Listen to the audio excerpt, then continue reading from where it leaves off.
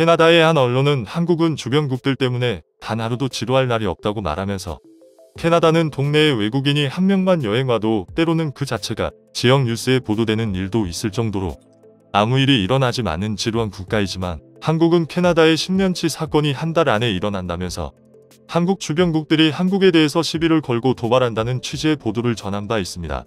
특히 이번 한국에서 벌어진 요소 사태는 주변 이웃국의 행동이 매우 특이한 모습을 보였습니다. 중국과 일본은 한국 요소수 문제를 오히려 국내 정치에 이용하고 한국을 조롱하는 모습을 보여줬는데요. 현재 한국의 요소수 문제는 아직도 일부 지역의 문제가 다소 없지는 않은 상황 같긴 합니다만 그럼에도 불구하고 범정부 차원과 기업들의 노력으로 요소수 문제는 대거 완화가 된 모습입니다. 특히 중국의 경우에는 한국이 중국을 제껴두고 요소를 공급할 나라들을 빠르게 컨택하는 국면이 나오자 그제서야 계약해뒀던 요소를 해관에서 풀어줬으면서도 자신들이 대국의 면모를 보여줬다는 뻔뻔함을 보였습니다.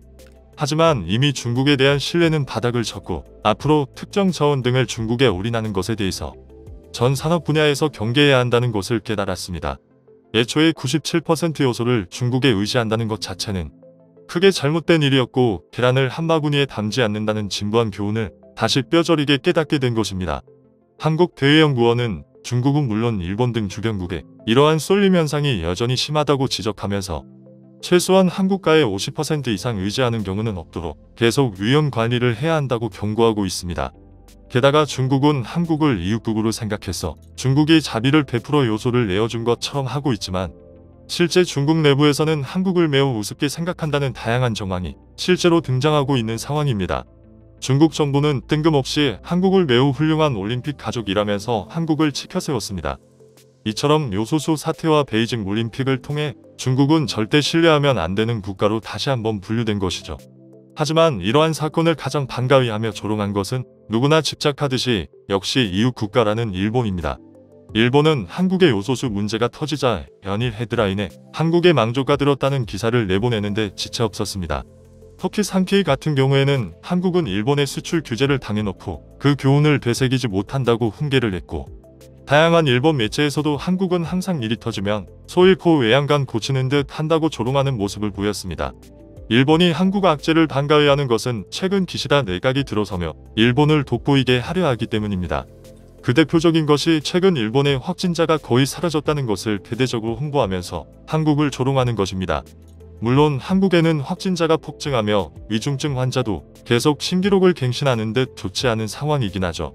그러나 지금까지 방역 상황을 검토해보자면 일본이 한국을 거론할 정도의 수준이 되냐는 반문을 하게 됩니다.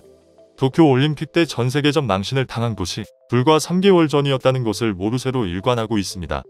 게다가 현재 일본에서 오늘자로 오미크론 환자가 8명이 발견되었다는 속보가 나온 상황입니다. 오미크론은 델타보다 전염력이 몇 배 더 강한데 검사 수가 모자란 일본에서 8명이 나왔다는 것은 이미 지역사회에 최소 수십 배에서 수백 배 이상 감염자가 있다는 뜻인데 상상 이상으로 감염이 만연되었다는 것으로 일본에서 한국처럼 검사를 한다면 과연 현재 일본이 한국을 조롱할 수 있을지 의문이 드는 상황인 것입니다. 외국인을 막아봤자 일본 내에 이미 오미크론이 상당히 퍼진 관계로 감염자가 폭증하는 게 현실인 것입니다.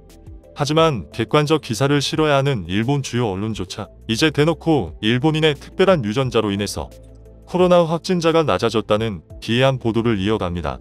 요미우리 신문은 최근 일본 이화학연구소가 일본의 60%가 보유하고 있는 백혈구 형태의 인자가 코로나 중증화를 막아주고 있다는 연구 결과를 보도합니다. 쉽게 얘기해 일본인은 특별한 면역세포가 있다는 건데 이는 관계자들도 실수할 정도로 어처구니 없는 말입니다. 전 세계 수많은 국가들이 존재하는데 유독 일본인만 유전자가 특별해 백혈구 능력이 탁월하다 보니 코로나도 잘 이겨낼 수 있는 유전자가 있었던 것이고 그것이 확진자가 극히 낮은 비결이라는 것입니다. 일각에서는 일본 정부가 연구에 개입했다는 말도 나옵니다. 이 이화학연구소는 일본 정부의 문부성 산하기관으로 정부 자금으로 운영되는 곳이기 때문에 일본 정부가 원하는 말을 충분히 하고도 남는 것이라는 의견입니다. 따라서 이렇게 일본 정부가 앞장서서 자신들 지지율만 올리는데 혈안이 되어 있으니 한국 악재는 곧 희소식이며 한국의 요소수 문제를 놓고 각종 일본 방송은 한국을 도마 위에 올려놓고 아예 난도질한 것입니다. 그런데 이러한 일본이야말로 현재 요소수가 극도로 부족하다는 의견이 다양한 채널에서 나오고 있습니다. 일본 언론이나 정부에서는 일본은 요소수 부족이 전혀 없는 화학 강국이라고 자신들을 치켜 세웠는데요. 막상 일본 산업 현장에서는 요소수 부족 사태가 서서히 드러나 큰 위기를 맞는다는 의견이 나오고 있습니다. 일본에서 운송 사업을 하는 사업자들이나 개별 트럭 기사들에게 요소수 부족 문제가 터져 나오는 것입니다. 일본 운송업체에 따르면 5개월 전 요소수의 1톤당 가격은 약 35,000엔 선으로 책정되었다고 합니다. 그런데 11월 시세는 톤당 81,000엔가량으로 2배 이상 급증해 요소수를 매우 구하기 어려운 상황이라고 합니다. 게다가 실제로 개인 자격으로 움직이는 트럭 기사들은 주유소에서 에드블루를 얻을 수 없다고 말합니다. 에드블루는 요소수를 말하는데 현재 일본의 주유소나 취급점에서는 신규 고객을 거부하는 사태도 일어납니다. 따라서 일본 물류 현장에서는 이대로 가면 연말이 되면 트럭이 달릴 수 없다는 말이 터져나오고 있는 것이죠. 한 50대 트럭 운송업자는 인터뷰를 통해서 요소수를 어디에 가도 찾을 수 없는데 너무 조용해 이상하다라면서 연말은 물류가 가장 바쁜 시기인데 이대로 간다면 정말 물류가 멈출지 모른다라고 한탄하고 있습니다. 이에 관해 일본 현지에서는 일본 정부의 불리한 말은 언론에서는 최근 들어 더욱더 보도하고 있지 않는 데다가 요소수 문제로 신나게 한국을 비판한 관계로 이제 와서 일본의 요소수 부족 사태를 말하기가 어렵다는 것입니다. 당시 일본 언론에서는 한국에서 일본에 직구를 할 정도로 한국의 요소수가 부족하다며 비웃었습니다만 현재 일부 판매점에서는 요소수 가격이 10배로 올랐고 이는 한국보다 훨씬 비싼 상태라고 전합니다. 게다가 일본 정부는 요소수에 대해 모른 채 하고 있고 아무런 가격 대책도 내놓지 않고 있는 상황입니다. 한국의 경우 요소수 문제가 불거지자마자 전국에서 매점 매석 행위를 금지하고 요소수 있는 곳을 찾아내서 수천 톤을 국내에 재공급하는 등 빠른 조치를 했습니다만 일본 정부는 문제를 그대로 방치하고 있기 때문에 현재 일본에서 요소수 가격은 천정부지로 뛰어오르고 일각에서는 매점 매석도 암대로 이뤄지고 있습니다. 그런데 여기서 한 가지 의문이 들고 있는데요. 분명 일본은 화학 강국으로 요소를 1년에 80만 톤을 생산하고 절대 일본에서는 요소수가 부족할 일이 없다며 호언장담했는데 왜 이러한 부족이 생겼냐는 말이 나옵니다. 그런데 이에 대해서 관계자인 하시모토 기자는 일본도 중국의 요소에 의지하는 상태라고 말하고 있습니다. 일본 요소수 생산업체 메이저 3곳은 요소수를 생산하려고 대부분 중국에서 요소 수입을 하고 있다고 털어놓았습니다. 일본도 한국하고 다를 것 하나 없는 상태이며 일본은 이제 요소 부족으로 물류 마비가 올 우려가 있는 것입니다. 일본 정부는 요소수가 진짜로 80만 톤이 생산되는지 중국의 의존도는 높았는지 조차도 제대로 파악을 못했다는 것입니다. 그런데 그렇다면 일본에서 현재 요소를 빠르게 구할 수 있겠는가 하는 문제가 대두되는데요. 관계자들은 일본은 한국보다 요소를 구하는데 훨씬 더 오랜 시간이 걸릴 수 있다고 심각하다고 말합니다. 왜냐하면 이미 한국은 요소를 구할 수 있는 모든 섹터를 동원해 요소 수입 라인을 뻗어놓은 상황입니다. 하지만 현재 전 세계적인 원자재 부족으로 한국조차 간신히 요소 수입량을 맞춰가고 있는 상황인 것으로 일본은 한국을 놀리고 조롱하는 동안에 이미 요소를 실은 배는 모두 한국으로 떠나버린 상황이라는 것입니다.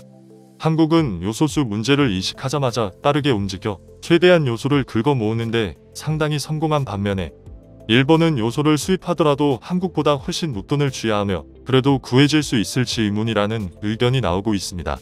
실제 한국은 요소 최대 생산국 러시아의 요소 공급 협상이 막바지에 들어갔지만 일본은 러시아와 관계도 최악이죠. 또한 한국은 중국에서도 요소를 간헐적으로 받겠지만 일본은 올림픽 보이콧 문제로 풍전등화인 상황입니다. 이제 오히려 한국이 받을 요소 물량을 일본에 보내달라고 한국에 사정을 해야 하는 상황까지 와버린 것입니다. 결국 일본은 한국을 관음증같이 조롱하는데 에너지를 쓰다가 결국 자승자박으로 크게 당하는 모습인 것입니다. 하지만 일본 정부는 이 문제를 은폐하고 일본의 많은 운송업체는 큰 고통을 당할 것으로 보입니다. 냄새나는 것은 뚜껑을 덮은 채 일본은 요소수도 그 어떤 것도 아무런 문제가 없어야 하기 때문입니다. 코로나 문제도 요소수 문제도 지금은 한국을 조롱하고 있는 일본이 나중에도 웃을 수 있을지 귀추가 주목됩니다. 다음은 관객들의 댓글입니다. 경제, 군사, 외교, 문화 강국이 되는 것만이 우리가 살 길이다. 중국이나 일본이 아무리 우리를 괴롭히더라도 우리는 꿋꿋이 대처하고 더 강해질 것이다. 참 저 나라가 어쩌다 저 지경이 된 건지. 우리나라가 앞으로 조금만 더 힘내서 강해지면 쟤들 스스로 무너질 때 이웃나라라고 도와주고 그딴 짓 하지 말자. 우린 아직도 중국의 그늘에 살고 있구나 라는 것을 다음 세대가 깨닫기 전에 얼른 하루빨리라도 더더더 강해져야 합니다.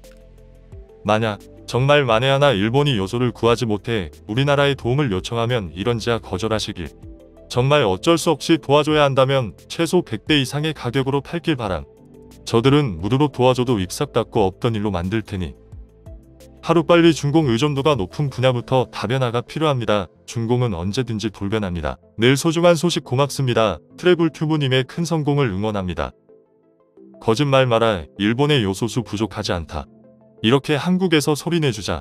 요소수 부족 위기에서조차 숨기고 발표를 하지 않는 기시다의 이중성을 드러나게 해야 한다.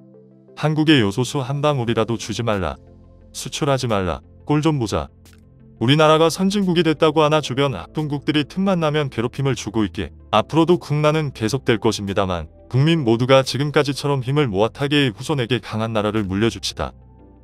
한국이 핵무기가 없는 상태라 대놓고 중국에 큰 소리를 못 치는 상황. 과거 현재까지 미래도 핵무기가 없다면 지금처럼 눈치 보면서 살아야 한다.